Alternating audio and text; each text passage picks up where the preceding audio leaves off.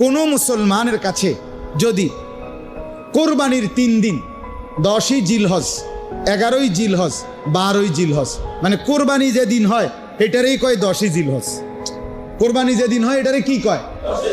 এটা এই দিন তার পরের 2 দিন, এই 3 দিনের ভিতরে চলাকালীন অবস্থায় প্রথম দিন সকাল থেকে মানে কোরবানির দিন ভোর থেকে তৃতীয় দিন সন্ধ্যা পর্যন্ত যদি কোনো ব্যক্তির কাছে 52.5 ভরি রূপার দাম সমপরিমাণ টাকা, তার নিত্য প্রয়োজনীয়, ওই যে কইলাম বাজার, ওষুধ, বই, খাতা কলম, গ্যাস বিল, বিদ্যুৎ বিল, এগুলোর টাকা ছাড়া, খরচ ছাড়া অতিরিক্ত যদি কারো কাছে 52.5 ভরি রূপার দাম সমপরিমাণ টাকা, পণ্য, মাল থাকে, সম্পদ থাকে, আল্লাহর কসম ওই ব্যক্তির উপরে কোরবানি ওয়াজিব, কোরবানি ওয়াজিব, কোরবানি ওয়াজিব।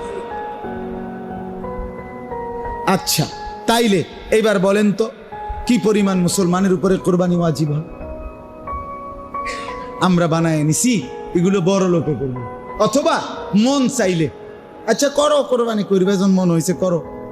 এটা কি আপনি এটা খামখেয়ালি না? এটার হিসাব কিতাব নাই।